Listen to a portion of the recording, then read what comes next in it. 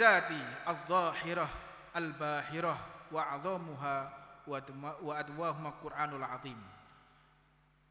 Yang paling besar mukjizatnya Nabi Muhammad dikatakan a'zimu mukjizat Sayyidina Muhammad sallallahu alaihi wasallam la syak an 'azimul mukjizat. Tidak ada keraguan bagi kita bahwa ini paling besarnya mukjizat adalah Al-Qur'anul Karim. Al-Qur'an itu adalah mukjizat Rasulullah yang paling bisa kita nikmati, yang dapat kita lihat adalah Al-Qur'an. Semua mukjizat para nabi tidak turun kepada umatnya. Nabi Daud suaranya indah, tapi umatnya tidak bisa memiliki suara seperti Nabi Daud. Suaranya Nabiullah Daud itu kalau sudah beliau memegang seruling atau beliau bersair, pohon-pohon kurma itu pada rukuk semua kepada Allah. Rukuk nekuk. Suaranya enak. Nabiullah Daud. Luar biasa, umatnya terputus. Nabiullah Ibrahim banyak mukjizat, umatnya tidak punya. Nabiullah Ismail, Nabiullah Yusuf, ganteng-ganteng umate, kaya awak-awak iki modele. Ganteng-ganteng yo.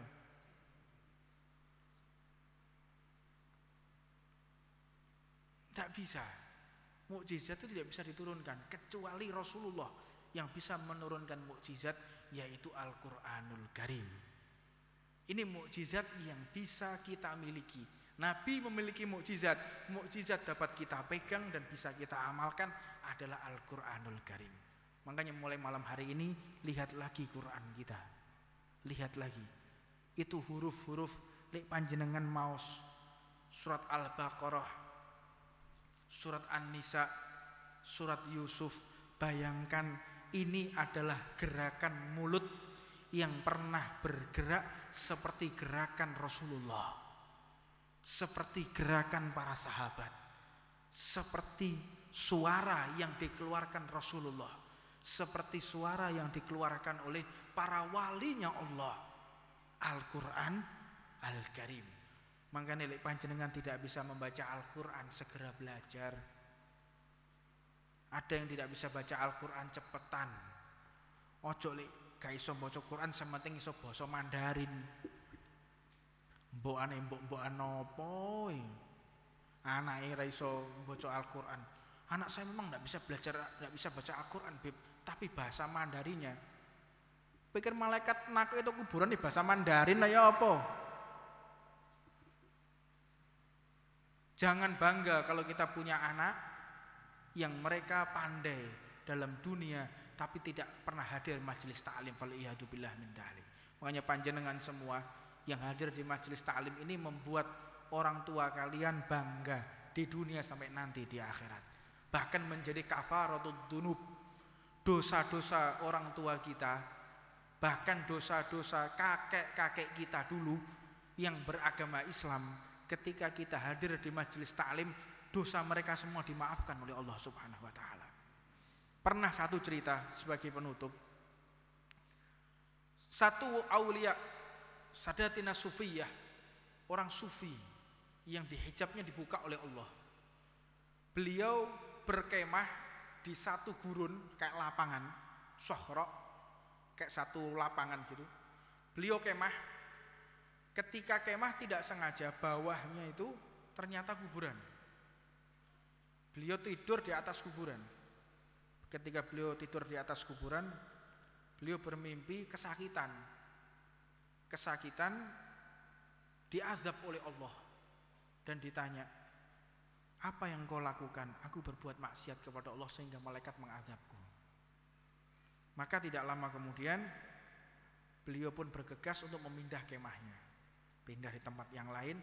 Ketika pindah, beliau bermimpi waktu mindah itu ternyata memang itu adalah kuburan yang tidak terdeteksi, banyak kuburan di situ. Dijelaskan dalam mimpi tersebut, ketika kita jalan di atas kuburan, terus kita injak tengah-tengahnya kuburan, jadi ada kuburan tengahnya itu kita injak, itu jenazah yang ada di bawahnya itu merasakan kesakitan dalam kisah ini.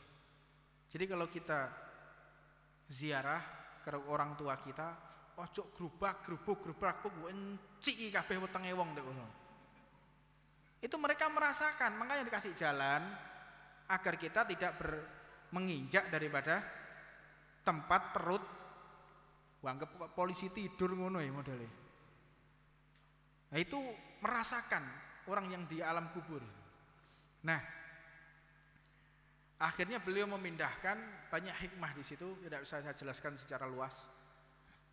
Tidak lama kemudian seorang musafir, orang sufi yang dalam keadaan musafir ini tiba-tiba bermimpi lagi, menginap di daerah tersebut, bermimpi lagi bertemu dengan orang yang 5 tahun yang lalu beliau pernah singgah di daerah tersebut, di atas kuburan lihat orang ini diazab. 5 tahun kemudian beliau bermimpi lagi orang tersebut yang diazab oleh Allah dalam keadaan dilayani oleh malaikat, penuh dengan kenikmatan di alam kuburnya. Sehingga ditanya,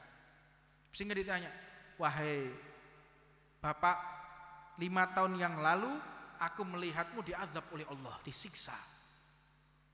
Maka saat ini Allah telah mengutus para malaikat untuk melayanimu di alam kubur. Mudah-mudahan alam kubur kita semua diberi penerangan cahaya Nabi besar Muhammad SAW.